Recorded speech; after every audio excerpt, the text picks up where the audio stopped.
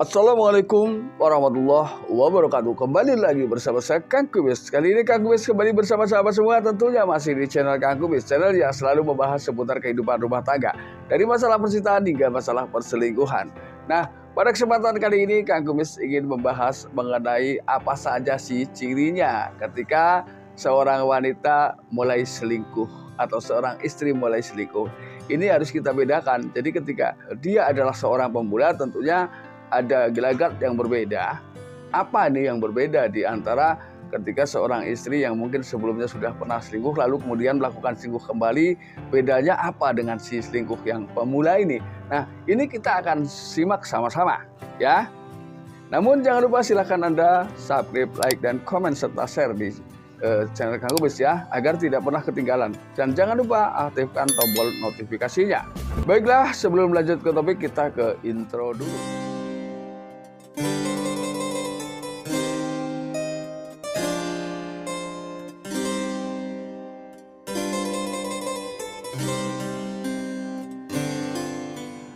Kali ini kami ingin berbicara mengenai 6 ciri istri mulai selingkuh. Nah ya, di sini kita akan bedakan sebetulnya dengan yang seperti katakan tadi sama Kang Kumis ya, bedanya di mana.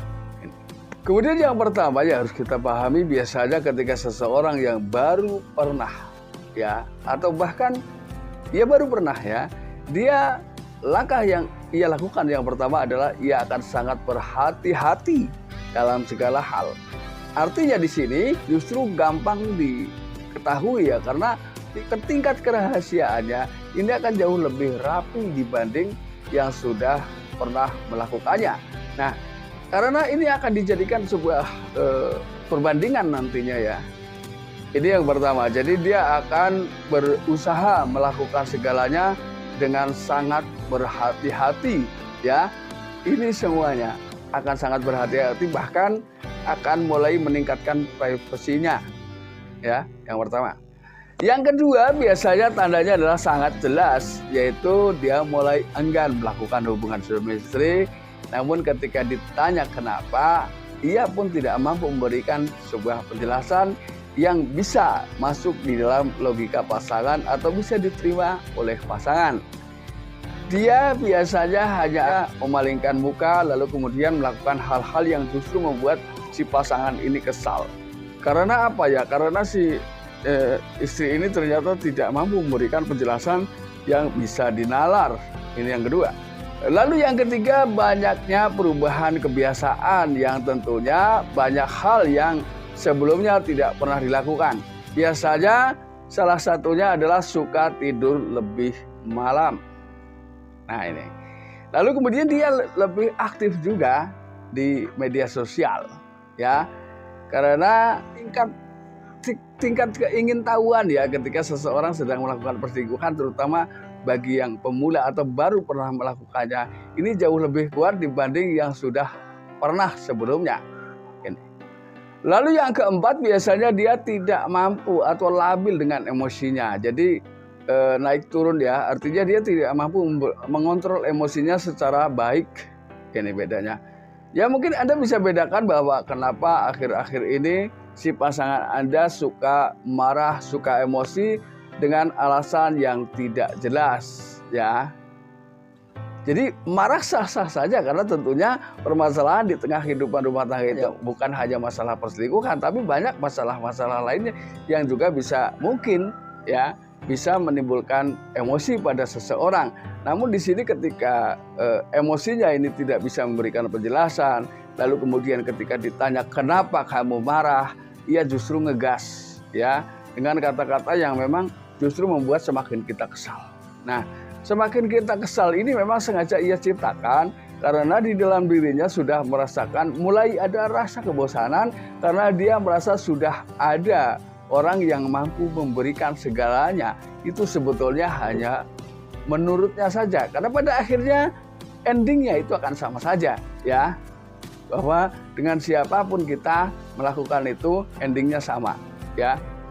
Lalu kemudian yang kelima, biasanya dia melakukan hal-hal baru di dalam melakukan hubungan suami istri dengan Anda, yang tentunya Anda menjadi kebingungan ya.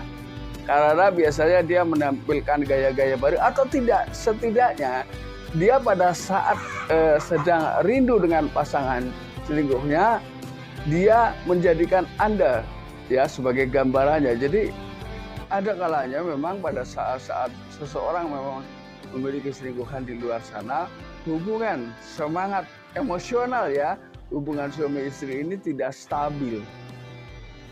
Jadi ada kalanya dia memang cuma diam saja tanpa melakukan gerakan balasan, ya. Ini. Lalu ada kalanya dia terlalu semangat atau memberikan semangat yang memang di luar kebiasaan.